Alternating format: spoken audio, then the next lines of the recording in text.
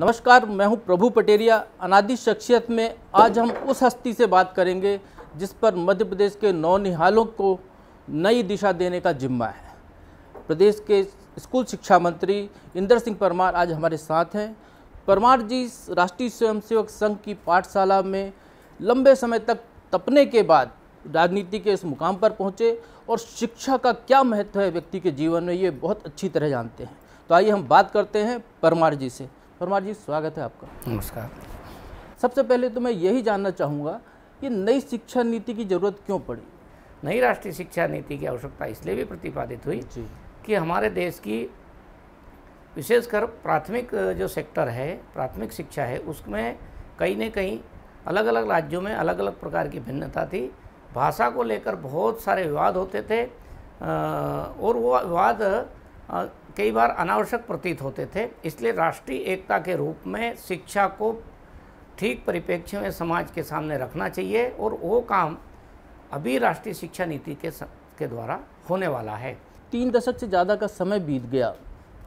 अटल जी की भी सरकार इस बीच में आई थी, यूपीए की भी सरकार आई, तो शिक्षा नीति पर वो गौर नहीं किया। और जिस तरीके से आप बता रहे हैं, वाकई में ये एक चिंता का विषय है कि देश में जिस तरीके से आतंकवाद के बीजारोपण हो रहा है, जिस तरीके से सामाजिक भेदभाव की स्थितियां बन रही हैं, तो इसमें शिक्षा नीति, चूँकि प्राथमिक पाठशाला जैसा आपने कहा, वही बेस होता है व्यक्ति का, वहीं वो नींव रखी जाती है जिस पर व्यक्ति का चरित्र निर्माण होता है।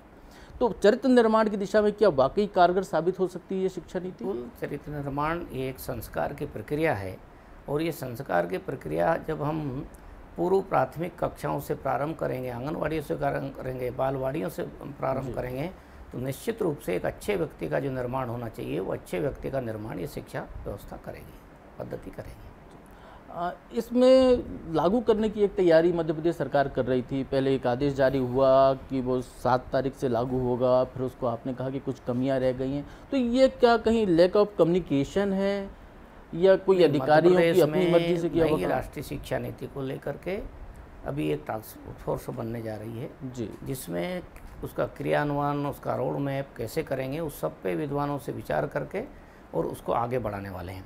और शिक्षा विभाग के माध्यम से कक्षाएं संचालित करने का काम हम बढ़ाएंगे ताकि कोरोना जैसी महामारी के कारण से जो शिक्षा की व्यवस्था गड़बड़ी है वो ठीक हो जाए। कोरोना के कारण लगभग आधा शिक्षा सत्र बच्चों का घर में निकल गया। कुछ जगह पढ़ाई हो रही है, कुछ जगह नहीं हो रही है। प्राइवेट स्कूल में ज़रूर ध्यान दे रहे हैं बच्चों की पढ़ाई को लेकर, तो एक बहुत बड़ी समस्या ये दिख रही थी। इससे निपटने का क्या उपाय आपको दिख रहा है? निश्चित रूप से कोरोना के कारण सारे समाज में चिंता का विषय और विद्यार्थी भी उसके कारण मानसिक रूप से भी परेशान है। सब प्रकार से समाज का और एक प्रकार का चिंता करना का वाजिब है।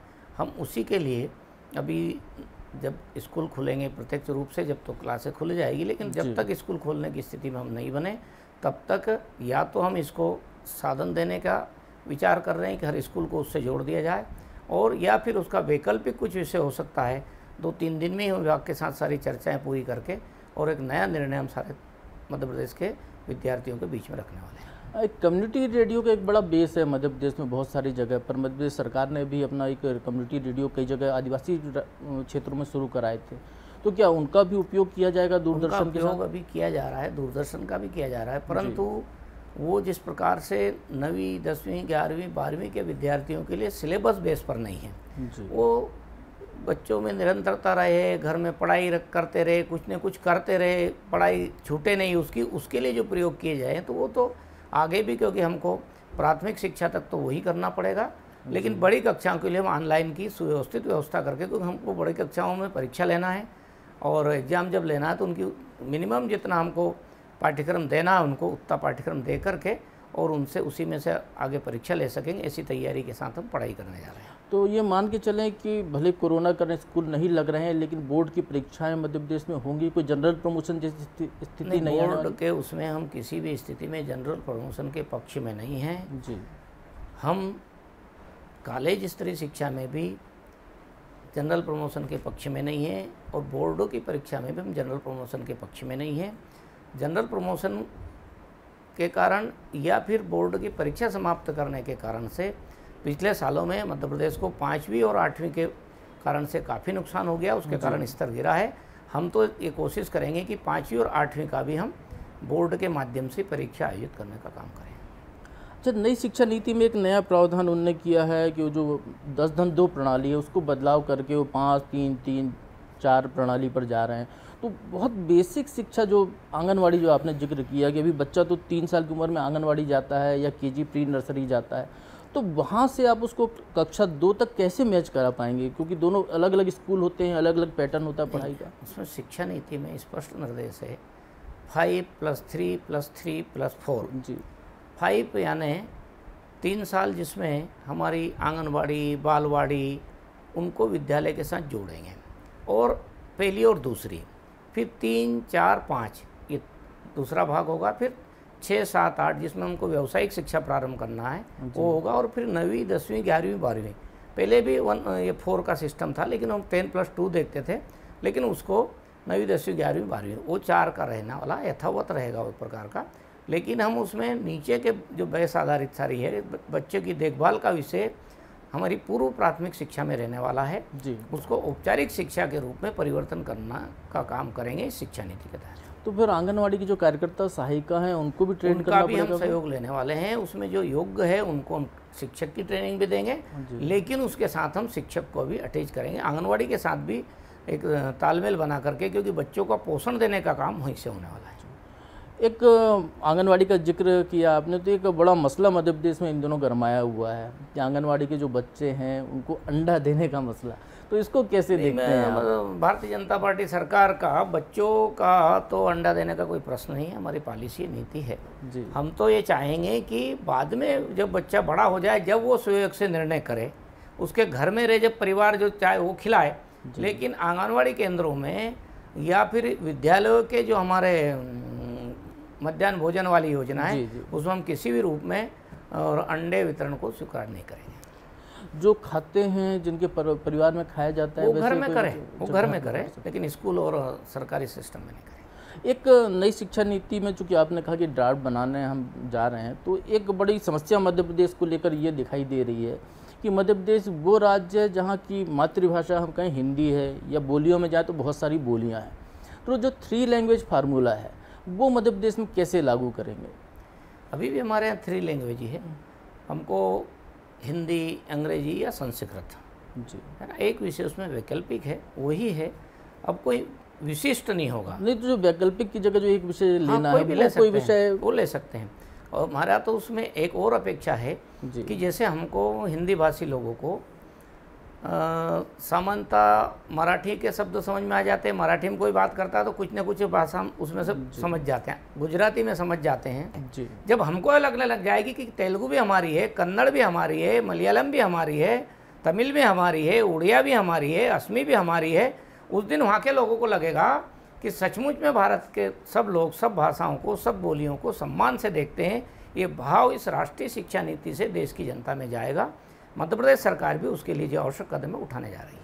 तो ये एकात्मता का जो भाव आप बता रहे हैं, इसको जगाने के लिए तो बहुत सारी बोलियों के, भाषाओं के शिक्षकों की ज़रूरत पड़ेगी, तो उसकी बनिस्बत क्यों नहीं इन सब की जो आदि भाषा है, मूल संस्कृत, उसको यदि त्रिभाषा फार्मूला में लागू कर दिया जाए? उसको फार्मूले में है ही, और हिंदी भाषी क्षेत्रों के लिए तो उसके अलावा कोई विकल्प नहीं है, वहाँ तो लेना ही है। और कर्नाटक जैसे राज्य में वहाँ ऑलरेडी पहले से, तमिलनाडु वैसे ही संस्कृत का ज़्यादा महत्व है, वहाँ तो कई पूरे के पूरे गांव के गांव लोग संस्कृत में बात करते हैं जी। ऐसे बहुत सारे गांव में देश भर में ऐसा प्रयास हो रहा है कि लोग संस्कृत को फिर से स्थापित करें और संस्कृत को धीरे धीरे कंप्यूटर की भाषा बना दे, क्योंकि कंप्यूटर प्रोग्राम में सबसे अच्छी, इंग्लिश से भी अच्छी यदि कोई लैंग्वेज होगी तो संस्कृत होने वाली है।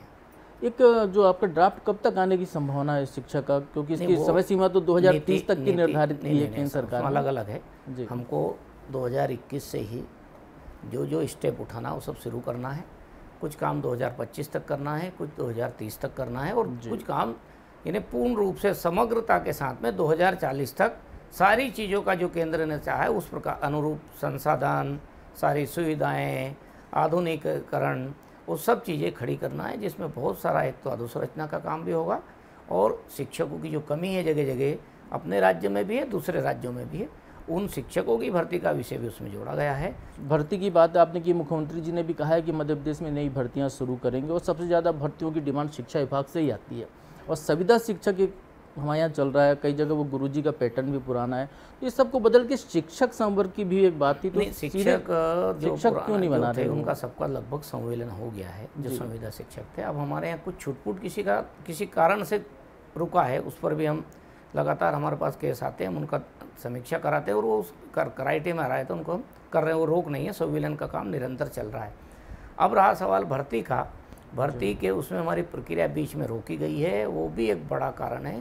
कोर्ट में एक आरक्षण को लेकर के एक पिटीशन है बहुत सारी, उसमें हमारे लिए तो कह दिया उन्होंने, कहा प्रक्रिया जारी रखो, कोर्ट ने कह दिया, लेकिन आगे उसका डिसीजन मान लो इधर हो गया उधर हो गया तो वो बड़ा बात का विषय बनेगा। हम उससे आज पीछे भी नहीं हट सकते, क्योंकि भारतीय जनता पार्टी की सरकार की नीति, हमारे मुख्यमंत्री शिवराज सिंह जी चौहान का स्पष्ट निर्देश है कि हम पिछड़े वर्ग को 27% के आरक्षण के आधार पर ही भर्ती करेंगे।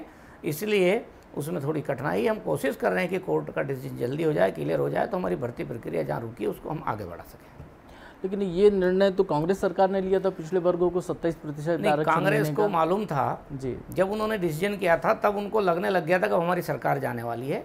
उनके अंदर घर में उठापटक शुरू हो गई थी, इसलिए उन्होंने कई सारे डिसीजन ऐसे कर दिए थे कि जो उनको लागू नहीं करना पड़े, पर क्योंकि हमारा कमिटमेंट है इसलिए हम उसको लागू करेंगे। और इसीलिए जब हमारा ये सारा इसका वेरिफिकेशन होने लगा तो हमने उसको 27% के हिसाब से ही वेरिफिकेशन का काम प्रारंभ कर दिया था। लेकिन कोर्ट में कुछ हो जाए, इधर उधर डिसीजन हो जाए तो फिर उसके कारण परेशानी हो सकती है, इसलिए उसको हमने अभी रोका है।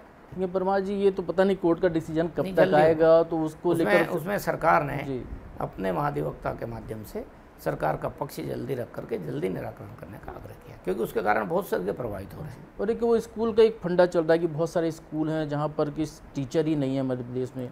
जीरो बस्टिंग स्कूल जो दिग्विजय सिंह ने शुरू किए थे वो अभी तक चल रहे हैं, तो क्या बिना खर्चा किए आप शिक्षा कैसे दे सकते हैं? हमारी सारी समीक्षा हो चुकी है जी।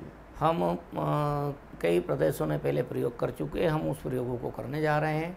और जो नई शिक्षा नीति में भी अपेक्षा की गई है, हम कई स्कूल जैसे भोपाल जैसे शहर, इंदौर जैसे 1-1 किलोमीटर की दूरी पर 2-2 प्राथमिक स्कूल है, 2-2 मिडिल स्कूल है, उनकी हम समीक्षा करा रहे हैं। यदि मान लो उनमें विद्यार्थी कम हैं तो हम दोनों को एक साथ मर्ज करके, उनका स्टाफ भी एक जगह मर्ज करके जो कमी है उसको हम समाप्त कर देंगे शिक्षकों की। सर, ये आप स्कूलों को मर्ज करने की बात कर रहे हैं, लेकिन ये स्कूल खुलते क्यों हैं? क्योंकि आप जैसे जो जनप्रतिनिधि हैं उनकी डिमांड पर ही सरकार निर्णय लेती है। सरकार ने 9वीं 10वीं 11वीं 12वीं के निर्णय तो सरकार करती है जी। भारतीय जनता पार्टी की जब से सरकार बनी थी पिछले कार्यकाल के समय से, हमने किसी को भी शून्य बजट पे चालू नहीं किया। कांग्रेस की सरकार के समय शून्य बजट पे चालू किया, हम तो उसमें बिल्डिंग बनाने का काम भी बड़े पैमाने पर, अभी भी मेरे ख्याल से 500-600 बिल्डिंगों पर काम चल रहा है कुल मिला के सब में, जिसमें 178 बनकर कंप्लीट हो गई। बाकी का काम अभी 4 दिन पहले हमने समीक्षा की है। और जहाँ तक प्राथमिक शिक्षा का सवाल है, प्राथमिक शिक्षा को हर व्यक्ति तक पहुँचाना, कोई बच्चा छूटे नहीं नामांकन से, इसके लिए सरकार ने बीच बीच में अलग अलग प्रकार की योजना चलाकर वो प्रयास किया गया था। आपके पास सामान्य प्रशासन विभाग का दायित्व भी है, तो एक तो वल्लभ भवन की जो गतिविधियां हैं वहाँ पर एक बहुत लंबे समय से वो चल रहा था, एक नियम शिवराज जी की पिछली सरकार में ये लागू किया गया था कि ई फाइलिंग सिस्टम लागू होगा। अब कोरोना आ गया तो लगभग बहुत सारा काम ई सर्विलेंस पे ही चल रहा है, तो वो पूरी तरह लागू करने में कहीं ना कहीं दिक्कत है। उसको क्या कोई प्राथमिकता देकर आप पूरा कराएंगे? उससे कागजों का बोझ और सब कम होगा निश्चित रूप से, लेकिन कुछ व्यावहारिक कठिनाई जो आ रही है, इसलिए उनको अभी अध्ययन करते हुए आगे जो होगा उसका निराकरण करते जाएंगे और उसको 100% करने की कोशिश करेंगे। सबसे पहली प्राथमिकता तो चूँकि जो लीड करते हैं उनसे शुरू होती है, तो क्या सभी मंत्रियों को आप उस काम के लिए प्रेरित करेंगे? कोई उनका ट्रेनिंग कैंप लगाने जैसा कोई? मंत्रियों को तो खुद को ये समझना पड़ेगा, क्योंकि अभी मंत्री को भी अपना स्टाफ और सबको भी पहले ट्रेन करना पड़ेगा, जब जा कर के काम आगे बढ़ेगा। अच्छा, कुछ कर्मचारियों की मांगे हैं, बहुत सारी वल्लभ भवन से जुड़े हुए कर्मचारी हैं, उनकी भी तरह तरह की मांगे हैं, बाकी कर्मचारी संगठनों की, तो इनको लेकर जो मीटिंग्स होती थी, उनकी समस्याओं को सुना जाता था, वो प्रोसेस बंद पड़ा हुआ है बहुत दिनों से। हम अभी सबको शुरू करने जा रहे हैं। हम सबसे पहले सामान्य प्रशासन विभाग की समीक्षा करेंगे, फिर सामान्य प्रशासन विभाग के जो जो संगठन वो काम करते हैं उनके साथ एक विचार विमर्श करके कई विषय जिसमें विभाग को भी स्वयं को महसूस हो रहा है कि भाई ये हमको 2 साल के बाद में यह स्थिति बनेगी, काम करने वाले लोग नहीं मिलेंगे, इसलिए उनकी भी समस्याओं को सुनना और उनमें भर्ती प्रक्रिया को भी यदि जारी करना है तो जैसा शिवराज सिंह जी चौहान ने हमारे मुख्यमंत्री ने कहा है कि हम उसको नौकरियों को प्रारंभ करेंगे तो थोड़ी थोड़ी मात्रा में सब जगह पर उसकी पूर्ति करके, क्योंकि 2 साल बाद में हमारे बहुत सारे बड़ी संख्या में लोग रिटायर्ड हो जाए, लेकिन एक प्रमोशन भी बड़ा कारण है। तो कोरोना के दौरान वल्लभ भवन में भी मरीज ज़्यादा निकल रहे हैं कोरोना के, चूँकि बात कोरोना की चल रही है, तो वहाँ के कर्मचारी संगठनों की भी आपत्ति है कि भाई VV2 को बंद किया जाए, कभी कहते हैं VV1 को बंद किया जाए, कभी कहते हैं प्रवेश बंद किया जाए, कभी कहते हैं प्रवेश दो। तो अब देखो क्या है कि प्रवेश तो बंद हो नहीं रहा है। वो नया भवन जो है, नए भवन में कुछ व्यवहारिक कठिनाई है। कठिनाई ये है कि उसमें खिड़कियाँ नहीं खुली हुई, बंद है, सेंट्रल एसी, उसके कारण से कोरोना वहीं का वहीं सारा चलता है, जो भी उसका होगा। और इसलिए उसमें अभी हमने लगभग सभी कक्षों में जो बंद है पूरे उनको खोलने का करा, ताकि पंखा चला करके एसी बंद करके अपन उसको चला सकते हैं। क्योंकि यदि हम ये कहेंगे कि बंद कर दे तो फिर काम कौन करेगा? अभी के बहुत सारे काम प्रभावित हुए कोरोना के कारण से, फाइलें अटकी थी सब कर, इसलिए मैं तो कोशिश कर रहा हूँ कि सामान्य प्रशासन के विभाग की फाइल 1-2 दिन से ज़्यादा अपने पास नहीं रहना चाहिए। कोई विवाद की स्थिति होगी तो उस फाइल पर चर्चा करेंगे, पर बाकी फाइल हम कई को तो उसी दिन हम पूरी करके वापस कर रहे हैं। एक आपसे अभी चर्चा में आपने जब शिक्षा की बात हम कर रहे थे तो आपने कहा कि वैकल्पिक शिक्षा, रोजगारमूलक शिक्षा की दिशा भी तय कर रहे हैं। तो कोई जैसे बहुत पहले शायद स्कूलों में, शायद आपको याद होगा आपके दौर में स्कूलों में एक उनको वैकल्पिक शिक्षा दी जाती थी कुछ ना कुछ, कि टाट पट्टी बनाना या ये इस तरीके का कोई प्रयोग। 6ठी क्लास से जो व्यावसायिक शिक्षा जोड़ने का विषय, उसी प्रकार का प्रयोग करेंगे कि बच्चा की रुचि काय में है। तो कुछ चीज़ें अभी, क्योंकि 6ठी से कोई बहुत ज़्यादा वो व्यावसायिक एक्सपर्ट होगा नहीं, लेकिन जैसे डायग्राम बनाना है या अन्य प्रकार के कुछ उसको ऐसा सामने बताया तो उसकी रुचि समझ में आएगी। तो 6ठी, 7वीं, 8वीं में जो रुचि में जो जाना चाहेगा उसको उस प्रकार की शिक्षा के साथ जोड़ दिया जाएगा। और 9वीं से फिर उसका सब्जेक्ट को, जिसमें हथकरघा भी होगा, अन्य सारी चीज़ें भी होगी, उन सबको समाहित करते हुए और उसकी सिस्टम इसमें नई शिक्षा नीति में, तो वो हमने इसी साल से लागू कर रहे हैं। या कहीं एक सुझाव ही आ रहा था कि जैसे स्किल डेवलपमेंट के सेंटर्स खोले जाते हैं तो स्कूलों को क्लब कर दिया जाए कि बच्चे की रुचि कहाँ है तो उसी से संबंधित स्किल उसको ट्रेनिंग दी जाए। अभी हथकरघा से अभी कुछ जगह हम प्रयोग कर रहे हैं कि भाई हथकरघा उद्योग के रूप में हम किसी एक स्कूल में, ऐसा हर ब्लॉक में कोई ना कोई वो करें, ताकि वहाँ पर लोग जो है आकर जुड़ जाए, छात्र भी जुड़ सकते हैं और समाज जीवन के अन्य लोग भी जुड़ सकते हैं, ताकि वो अपना व्यवसाय अपने पैरों पर खड़ा कर सकें। चलिए अब कुछ आपकी राजनीति से जुड़े हुए सवाल में पूछ ले। काला पीपल से आप विधायक थे पिछली बार, तो शुजालपुर से अब की बार विधायक हैं, तो क्षेत्र आपने बदला है या पार्टी की? नहीं, क्षेत्र मैंने नहीं बदला, पार्टी का निर्णय था।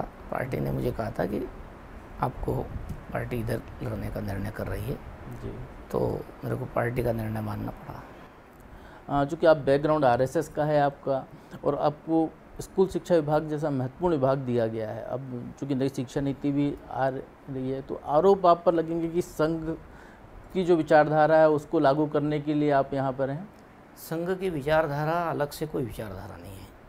संघ की विचारधारा राष्ट्रीय विचारधारा है, और हमारी जो शिक्षा नीति सारी की सारी है किसी एक पार्टी की, किसी एक सरकार की अब नहीं है, ये पूरे देश की शिक्षा नीति है, जनता के द्वारा बनाई हुई शिक्षा नीति है। और ये शिक्षा नीति ऐसी है कि इसमें कहीं से कुछ विरोध नहीं आया, नहीं तो हर बार विरोध आता है, कभी दक्षिण से आता है, कभी पूर्व से आता है, कभी किधर से आता है, सब प्रकार से आता है। शिक्षा को लेकर हम कहीं ना कहीं आज महसूस करते हैं कि शिक्षा को लेकर अब पूर्ण रूप से काम करने की आवश्यकता है। इसलिए भारतीय जनता पार्टी मध्य प्रदेश की भी प्राथमिकता शिक्षा और स्वास्थ्य है, जिसका हमने 3 साल का सारा रोड मैप तैयार किया गया है। तो क्या मान के चलें कि अगले जो बजट आने वाला मध्य प्रदेश का, उसमें शिक्षा के लिए ज़्यादा बजट प्रावधान होंगे? क्योंकि अब शिक्षा पर उतना ध्यान दिया नहीं जाता था, चर्चा बहुत होती है लेकिन बजट निर्माण विभागों का ज़्यादा रहता है। केंद्र का बजट शिक्षा का बढ़ाया गया है, आवश्यकता अनुसार केंद्र भी और बढ़ाएगा और राज्य भी, हम उसी ओर आगे बढ़ने जा रहे हैं। कोई एक समय सीमा आप निर्धारित करते हैं कि मध्य प्रदेश की शिक्षा की जो केवल गुणवत्ता में जो सुधार कितने साल में हो जाएगा? हम गुणवत्ता के सुधार के लिए मात्र 3 साल में हमने सारी चीज़ों में रोड मैप तैयार कर लिया है, जिसमें हम निश्चित रूप से 9th, 10th, 11th, 12th का और 6ठी से 8वीं तक का एक अलग गुणवत्ता दिखने लगेगी। केवल हमारे सामने भी प्राथमिक जो भाग है, जिसको 5+3 करके हम बोलते हैं, उसमें जो नई शिक्षा नीति के अनुरूप होगा, क्योंकि बच्चों का इस सारे सिस्टम को लगने में थोड़ा टाइम लगेगा, इसमें संसाधन भी ज़्यादा लगेंगे, इसलिए इसमें ज़रूर एकदम हम 1 साल में 2 साल में रिजल्ट नहीं दे पाएंगे, पर बाकी व्यवस्था में हमारा रिजल्ट दिखने लगेगा कि हाँ शिक्षा में बदलाव आया है।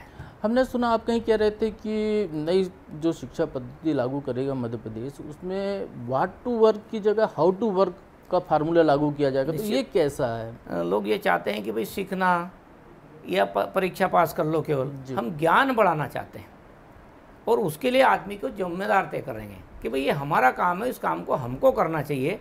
ये वातावरण पूरे देश भर में बनेगा और मध्य प्रदेश में भी हम इस ओर आगे बढ़ेंगे। एक मध्य प्रदेश जैसे राज्य के बच्चों के साथ एक सबसे बड़ी समस्या आती है, एक तो अंग्रेजी में बहुत कमज़ोर होते हैं, दूसरा जो ऑनलाइन जो एग्ज़ाम होते हैं पूरे राष्ट्रीय स्तर के, कहीं पे भी भर्ती परीक्षा नीट जैसे एग्ज़ाम होगा या मेडिकल जैसे एग्ज़ाम, बाकी एग्ज़ाम हो रहे हैं जेईई वगैरह, उसमें वो उतनी तैयारी नहीं कर पाते हैं। तो ये बेसिक इनको तैयारी कोई स्कूल के स्तर पर कराने का कोई हमारे यहाँ का जो सिस्टम अभी तक था वो ऐसा था कि निरंतर कोई उसका मूल्यांकन करने का सिस्टम नहीं था जी, है ना। इसलिए बच्चे ने जो कुछ कर लिया, परीक्षा में जाकर पास होने का सिस्टम तक है। कुछ तैयारी कर लेता है, कुछ कर लेता, कोई 5 प्रश्न ढूंढ लेता, कोई 10 प्रश्न उठ लेता, उसी में से प्रश्न आने की आदत है। हर महीने मासिक मूल्यांकन हो और मासिक मूल्यांकन के लिए शिक्षक भी जवाबदारी भी तय हो और विद्यार्थी की भी जवाबदारी तय हो, और उसके लिए हमको कुछ शिक्षा की परीक्षा की नीतियों में भी हम आवश्यक परिवर्तन करने जा रहे हैं, जिसको आगे आने वाले समय में आपको महसूस होगा।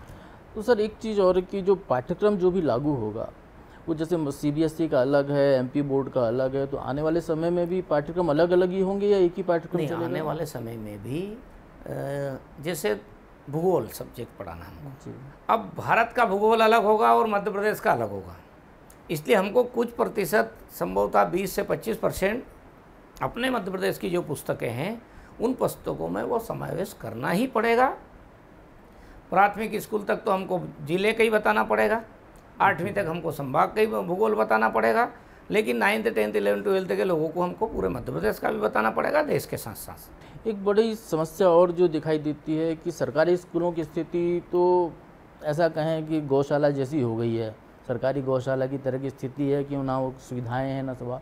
लोग चाहे वो गरीब हो या अमीर हो, सब अपने बच्चों को प्राइवेट स्कूल में पढ़ाना चाहते हैं, तो इन स्कूलों को कंपटीशन में क्यों नहीं खड़ा कर सकते? हमारे विद्यालयों की विश्वसनीयता कम हो गई है, इस कारण से कोई भी व्यक्ति समाज का इधर नहीं आ रहा है। हम विश्वसनीयता बहाल करने का ही काम करेंगे कि जिसके आधार पर लोगों को विश्वास हो जाए कि हाँ हमारे गांव के अपने स्कूल में भी हम सरकारी स्कूल को अपना स्कूल बनाना चाहते हैं। यहाँ का समाज जीवन में लोग रहने वाले लोग इसको अपना स्कूल कहे, प्राइवेट स्कूल की शासकीय स्कूल की बजाय।